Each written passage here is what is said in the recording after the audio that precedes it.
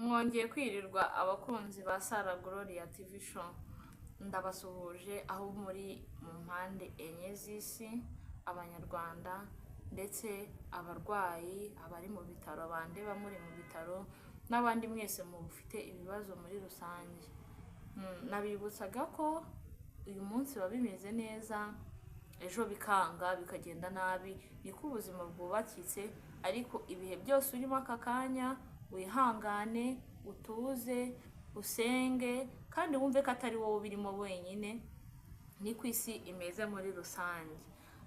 Ku bantu munkunda, ku bantu munkurikiye, hari abantu mwagiye munyandikira kuri WhatsApp, mukanyandikira kuri message zisanzwe, mukambwira wadusharinze story y'ukuntu wabyaye, udusharinga story y'ubuzima wagiye unyuramo mu gihe cyo kubyara, none kuki utatubwiye story y'urukundo rwanyu? Guys, uyu munsi naje gusubiza ikibazo cyanyu. Uyu munsi rwose naje kubasubiza kugira ngo mbabwire story y'urukundo rwacu, mbabwire uko byagenze, mbabwire uko byatangiye, mbabwire nuko bimeze ubu ngubu, kuko mwabinsabye muri benshi. Nukuri ngiye kubibagezaho pe, ngiye kubibagezaho, kandi mubane nanjye kuva ku ntangira kugeza ku musozo w'iki kiganiro, kuko hari byinshi muri bwigiremo, namwe birabafasha mu rukundo rwanyu. Hari byinshi murigiramo birabafasha, bibakomeze bibinkomezi mu rukundo rwanyu. Nukuri muraza kuryoherwa n'iyi story, ndababwiza ukuri ko muraza kuryoherwa, ahubwo muraza kuryoherwa nabyo cyane. Reka nsuhuze umutware wanjye, ndagusuje mu izina rya Yesu. Ahantu uri neza, wumva umeze neza rwose, nta kundi niko bigomba kugenda. Ngiye gusharinga abantu story yacu, uze kwicara nawe uyumve, uze gusubiramo wumva ukuntu byari bimeze, nawe wibutse ukuntu byari bimeze. Mbere na mbere ndashimira abantu mwese mwagiye munkurikira, mushyigikira mu biganiro byabanje, mugakora subscribe, mukandika comment, mugakanda na like. Nukuri ndabashimiye mbikuye ku mutima, uburyo mutari kuntererana, muri kunyereka ko munkunda muri benshi. Ndabashimiye nukuri, Imana yo mu ijuru ibaha umugisha cyane. Ntangira story y'urukundo rwacu ukuntu iteye, umutware wanjye tujya kumenyana twari duturanye nk'uko umwe yatura mu gipangu cyo hepfo, undi agatura mu gipangu cyo ruguru. Just we yari atuye mu gipangu cyo ruguru, njye ntuye mu gipangu cyo hepfo. Aho yabyukaga mu gitondo yabaga areba mu rugo, nimugoroba mbese uwahagararaga iwabo mu rugo yabaga ari kureba iwacu mu rugo. Noneho tukabyuka, urumva mu gitondo akansuhuza, nanjye nkamusuhuza, waramutse, bimeze bite, nk'abaturanyi nyine gutyo biraho. Wenda amazi yabura muri quartier, nkamubaza mwe amazi muri kuyakura he, byagenze gutya na gutya, communication nyine ziraho nk'umuntu w'umuturanyi. Urumva noneho no kwaduturanya gutyo, twanakoreraga muri zone zijya kumera nkaho ziteganye. Nka mu gitondo nkamubwira twagiye ku kazi, nawe akambwira twagiye gutaha, akampamagara dutahe, akandinda tugatahana, cyangwa se nanjye nkamurinda tugatahana, nkamubaza bimeze gute, dutahe. Nyine communication gutyo ziraho z'abaturanyi. N'icyo gihe tumenyana nari mfite fiance, babizi mwe by'abakobwa, nta nubwo nari mfite umwe, wenda nubwo nabaga mfite uwo niyumvamo cyane kuruta abandi, ariko nari mfite fiance muri icyo gihe. Akampamagara tukaganira, numva noneho mu kuganira nk'uko umugabo wanjye namufataga nka besto, nkajya kumubwira gutya na gutya byagenze ukuntu, sometimes nkamugisha n'inama, nkamubwira bimeze uko, bigenze gute, nyine nawe akambwira ati bigenze uko. Akenshi yakundaga kumbwira ibintu biri positive, ntabwo yajyaga ambwira ibintu biri negative, wapi. Buri gihe nabaga niteze ko nimba ndi bumugisha inama ari bunyunganire, akampa igitekerezo cyiza. Muri icyo gihe ndibuka ko hari n'igihe nabaga ndi bujye nko kureba nka sheri wanjye twakundanaga muri icyo gihe, amubwira umunsi ndi buze kujya kureba sheri wanjye. Akambwira ati okay, ntari bireka nkutware nkugezeyo, akantwara akangezayo, akamperekeza. akantwara akangezayo yamara kungezayo wenda akaba ari nko kwizereza mu izo karitsiye akandindira mpaka ntashye nkataha none nkamamagara navuyeyo natashye akaza kongera akantwara akanyura mu rugo. uri kumva ko icyo gihe Just yari best friend wanjye, nyine yari inshuti yanjye gutyo biraho. Noneho igihe cyaje kugera biba ngombwa ko yimuka, arambwira ati icyo gihe ndi mu rugo aba arampamagara arambwira ati uko nimutse ngiye, ndamubwira no uri kumbeshya, arambwira ati oya ndimutse ndagiye, biba ngombwa ko ngiye ntakiri hano ndagiye, ahubwo uri tayari ngo merekeze. Uwo munsi ndabyibuka yambaye n'ipantaro n'agasengeri, ndangije ndamuherekeza ndavuga okay nta kintu ndi gukora, tugenda ngo yerekeze ndeba aho ugiye just menye umuturanyi wanjye ahantu yimukiye. Naramuherekeje tujya mu modoka turagenda aho yari yimukiye, ntago hari kure cyane yaho twari dutuye, ariko nanone hari harimo akantu k'akagendamo gato y'ukuntu. N'ubundi nubwo yimutse twagomeje gukominikana, tukajya tuvugana, tukandikirana kuri WhatsApp message biraho nyine, n'ubundi nkomeza kumufata nk'inshuti yanjye nubwo atari akiri hafi yanjye nk'ibisanzwe, ariko none twagomeje kuvugana. Rimwe na rimwe twanataha nubwo yaragiye kure yanjye akantu, amuhamagara nkubwira se dutahe, kandi ntidutashye hamwe ariko nkamubwira dutahe, akambwira rimwe rimwe akambwira ati twagiye, cyangwa se nkasanga yananteze yandindiriye ngo amperekeze, bikomeza gutyo. Igihe kiza kugera rero sasa tuza kwisanga twese twatangiye gukundana. Ariko mu gutangira gukundana, urumva dutangiye gukundana, sinzi niba we yari afite abandi, ntago mbizi, ubwo ndaza kubikubaza sinzi niba yari asanzwe afite abandi, ariko njye nari nsanzwe mbafite, anabizi neza, anabazi ko mbafite. Ariko arambwira ati rero wapi pe nsigaye ngukunda, abimbwira bizi ko mfite n'abandi, ariko nanjye kuko nari ntangiye kujya mukunda. Just we nasubiye inyuma gatoya, uwo munsi mwimura amaze kwimuka, naratashye ngeze mu rugo numva ubuzima bwanze, numva ubuzima buri kubiha adahari. Wa muntu wambwiraga waramutse, wa muntu wambwiraga bimeze gute, wa muntu wambwiraga kudatetse, nangiye kubona ntangira kumva ndi njyenyine adahari nyine. Numva no bitangiye kubiha, ntangira kumva ndi njyenyine, ntangira kumva nanjye hahantu nahava kubera adahari nyine, ntangira kumva ko numva harimo akantu muri njye, numva harimo akantu, numvaga harimo akantu. Noneho igihe kiza kugera arambwira ati nsigaye nkukunda. Akambwira ngo nsigaye ankunda, ndavuga se ntihagarare umubwiye ngo ntago mukunda kandi mfite abandi, ntihagarare umubwiye ngo ntago mukunda mbigenze nte? Ariko shape nanjye naragukundaga mani, nanjye naramukundaga tu. Ndangije ndavuga okay naribi ndaza kugusubiza, mubwiye niba dukundana cyangwa tugomeza kwibera inshuti, ko ntabwo ibintu twabifataga twebwe ngo tubigire intambara, ngabigire intambara ngavuye ngo nsigaye nkukunda ngo tunsubiza. Twabitwaraga gake.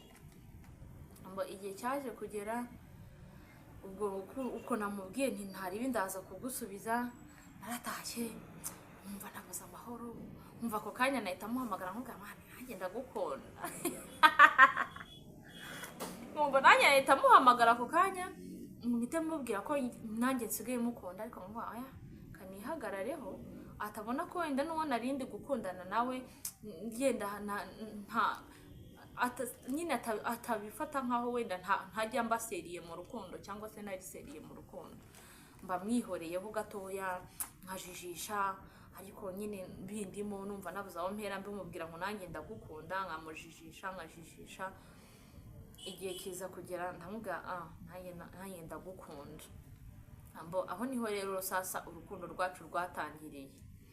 Turakundana tukajyana gusenga, dutangira kujya tujyana gusura abashuti be bamwe na bamwe, atangira kujya nyereka inshuti ze, nanjye nkamwereka inshuti zanjye. Mbese urukundo ruragenda rutangira kuryoha bya nyabyo biri seri. Ubundi guys, ikintu kikwereka ko umuntu agukunda biri seriye atangira kukubwira uwo ari we, akakwereka inshuti ze, akakwereka aba famiye ye, niho uhita umenya ko kuko umuntu ari seriye kandi agukunda byanyabyo. Umuntu utagukunda byanyabyo biri seriye ntago akwereka inshuti ze, ntago ashobora kwereka ngo izi ni inshuti zanjye, ntago ashobora kwereka ngo iyi ni famiye yanjye. Oya, iteka ahora bigukinga, hari ukuntu ahora ameze nk'ugukinga igipapuro mu maso, akahora gukingisha bwa buntu bw'amafuta ariko atakwereka ngo inshuti ziwe. Ngewe twari tumaze gukundana byanyabyo, akajya anyereka inshuti ziwe, mu nshuti ziwe yanyeretse ndabasuhuje, muze kunyandikira muri comment munyibutse cya gihe. Akajya anyereka inshuti ziwe, nanjye nkamwereka inshuti zanjye, tukajyana gusenga, sometimes tukanasohoka tugasangira biraho. Nanjye ndamwereka inshuti zanjye, igihe kiragera mwereka ababyeyi banjye, nawe ajyana kunyereka ababyeyi be n'abavandimwe be, nanjye mwereka ababyeyi banjye n'abavandimwe banjye. Noneho urukundo ruragomeza ruriyongera, ruragurumana byanyabyo. Kuko ari igihe cyageze najya muhamagara namubura kuri telefone, mwana yanjye we, nkumva neza igikuba cyacitse, nkamuhamagara rimwe, nkamuhamagara kabiri, amuhamagara gatatu, nabona ati ntabyo ati noneho karabaye yabaye iki, nkabura amahoro. Nangira kujya mufuhira mu bintu bidashinga, nkabura amahoro, nkarira, nkatangira guhamagara, kwandikira nka message bashuti biwe, ese yabaye iki. Ndibuka hari ikintu kimwe kigeze kiba, akuraho telefone. Ntiyari yambwiye ngo agiye gukuraho telefone, akuraho telefone kuva mu gitondo bijyana n'ubwo adasizeho telefone. Ndavuga enda nta bintu bya danger birenze, ndavuga reka nihagarareho, nabona izi message call, wenda nabona umunsi wije atamvugishije araza kumpamagara ambwira uko byagenze.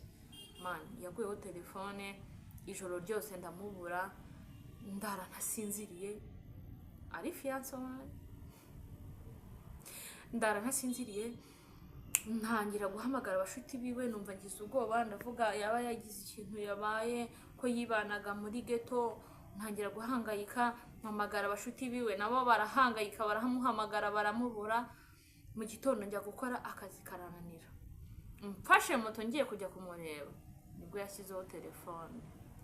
Muhamagaye numva uciye muri se byagenze gute, ansobanurira ikibazo yari yagize uwo munsi, ansobanurira uko byagenze. Ariko guys, icyo gihe cyarambabaje, nahise mbona ko urukundo ushobora kwirukanka ugasara neza kubera gukunda umuntu biri seriye. Ukunda umuntu biri seriye, urukundo ruri seriye guys, wanasara neza. Ambo igihe cyarakomeje, uko tugenda turushaho kuba inshuti, turushaho kumenyana, famiye irushaho kutumenya, aza kumpropose, arambwira aho bigeze ibi ntago tukomeza gukundana gutya gusa, reka dushaka ukuntu tubyereka ababyeyi n'inshuti, dukore mariage. Ampropose mariage. Mu by'ukuri mwabantu mwe, ikintu cyashimishije muri iyo relationship bari ukuntu abantu bakundana, mugakundana ejo bigapfa bikarangira. Ariko ngewe urukundo rwanjye ntabwo rwarangiriye aho, byarangiye dukoze mariage, dukora civil marriage irarangira, dukora mariage yo mu rusengero irarangira, turabana, twubaka urugo nk'umugabo n'umugore. Wenda ntihuse cyane, mu bintu hari akantu kamwe yigeze ankorera kandi kashimishije kandyoheye, wenda sinzi uko abandi babyumva. Hari umunsi ndibuka byari muri 2022 kuri bonane, mwana yanjye iryo joro ntago naryibagirwa. Iryo joro ryo kuri bonane ntago naryibagirwa. Twavuye mu rugo hari mbari saa 12 za nimugoroba, twaraye tuzenguruka Kigali yose, ahantu hose ntarinzi muri Kigali. Uwo munsi narahageze, Paris zose zari zabaye, uwo munsi narazigiyemo muri Kigali. Niyo yaba ari amasaha 2 twaragendaga tukajyamo, tugasohoka tukajya handi, tukazenguruka, mbese twarazengurutse handi igera no bati noneho ndarambiwe, ndananiwe. twatashye ndibuka nageze mu rugo hari 11:00 niba atari 12:00 za mu gitondo. Icyo kintu cyaranshimishije guys, cyaranshimishije muri relationship yanjye. Mariage yaranshimishije, ariko nako kantu kiyongeyeho. Ni byinshi byagiye binshimisha, ariko nyine icyo cyaranshimishije cyane, kuko ibyo bihe numvise ari ibihe hari navuga ntazibagirwa.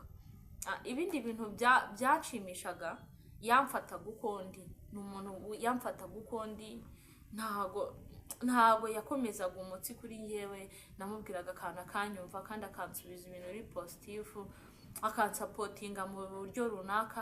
Ibyo byatumaga ndushaho kumukunda, nkarushaho no kuryoherwa, mbese nkarushaho no kumva twabana nk'umugabo wanjye kuruta uko tugomeza gufiansanya. Igihe cya mariage cyaje kugera kiraba kirarangira, aransapotinga arambwira ati rero shaka ukuntu ujya gukorera perime.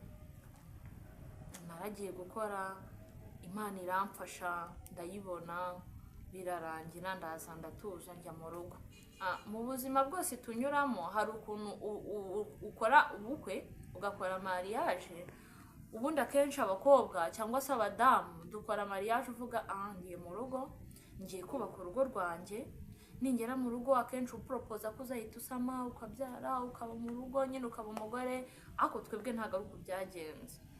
Igihe mariage yararangiye, nyuma ya mariage natekerezaga ko nyenze ahita nsama nkatwita nkaba umugore.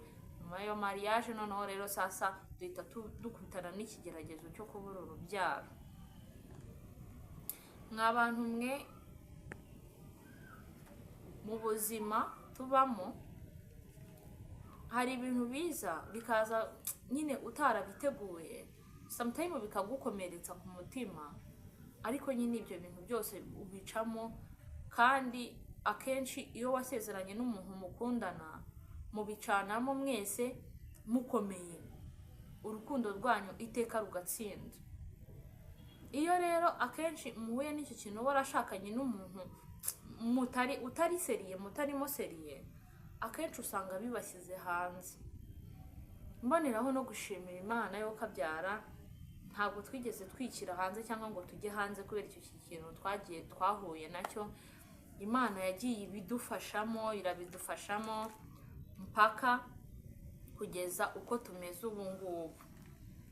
Hari isomo nakuye mu gihe cyo kubura urubyaro, naje kumenya ko iteka urukundo ruratsinda. Kandi mu gihe cyo kubura urubyaro byanyigishije ikintu cyitwa gusenga. Binyigisha gusenga, binyigisha guhumuriza abandi, kandi byansigiye isomo y'uko ntagomba gusakuza mu kigeragezo. Guys, niba uri mu bihe nk'ibi nanyuzemo nanjye, ukaba uri mu bihe by'uko wakoze mariage bikanga kubyara, tuza wisengere, wipowere, abavuga bavuge, ubirenze amatwi n'amaso, wowe ukomeze ubuzima. Ahubwo mwebwe ubwanyu mugirane relationship, muganire, kandi muganire ku biteza imbere urugo. Ureke kujya kuganira ngo mujye gufata umwanya wo kubiganiraho cyane kuruta kuganira ku biteza imbere urugo. Tumaze kugera muri ibyo bihe byo kubura urubyaro, hari ibintu bimwe na bimwe nagiye nigira ku rukundo. Mu gihe cyo kubura urubyaro twagerageje kubikemura mu buryo bwo gutuza, mu buryo bwo kuganira, mu buryo bwo gusenga. Mbese n'ubwo buryo twagiye dukemuramo icyo kintu cyo kubura urubyaro twahuye nacyo nyuma ya mariage. Uretse ko nta kigeragezo kitagira iherezo, buri kintu cyose kigira iherezo, buri nzira yose igira aho igeze umugenzi. Ibintu byo namenye ku rukundo, namenye ko urukundo rwa nyarwo rwihangana. Naje kumenya ko urukundo rwa nyarwo rurihangana kandi nta mupaka rugira. Niryo somo nigiye mu rukundo. Uyu munsi uri kumwe n'umuntu umukundana ukavuga n'uyu proposa n'uyu zaba mu husband wanjye, ariko just ntago ariko bigenda, ntago ariko bihora.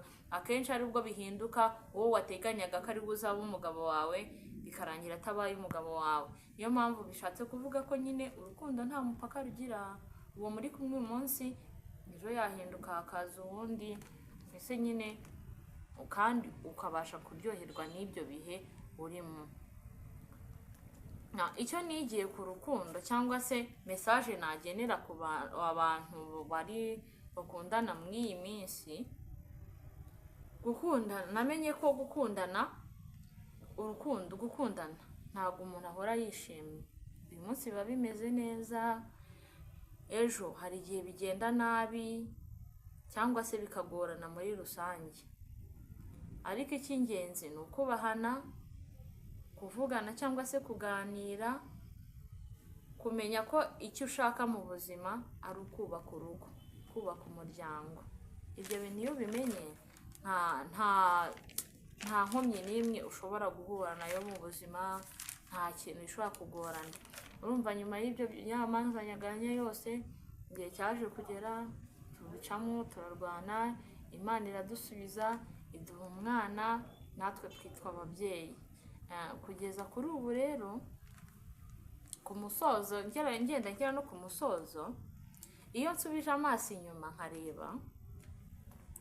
nkareba uko byatangiye, nkareba uko urukundo rwacu rwagiye rumera, nkareba n'uko bimeze ubu, mbona ko hari byinshi nize, mbona ko hari ibintu byinshi nigiyemo, mbona ko hari ubumenyi nungutse, hari imbaraga byampaye, hari aho byankuye, hari n'aho byangejeje. Rero inkuru yanjye nuko imeze, ku bantu mwansabye inkuru yanjye nuko imeze, ndetse ku bantu mukunda ibiganiro byanjye, ku bantu munkunda, mukore subscribe, mwandike comment, ndetse musharinge, mukore na like, kugira ngo tujye turushaho kubana umunsi ku munsi, kandi urukundo munyereka nanjye nzajya ndubereka uko bwije n'uko bukeye. Ku muntu wifuza ko hari ikintu runaka twazaganiraho nawe, munyandikire muri comment, mukuri mukimbwire icyo muzajya munsaba, nanjye nicyo nzajya nkora, icyo nzajya mbaha. Ciao ciao, ndabakunda cyane.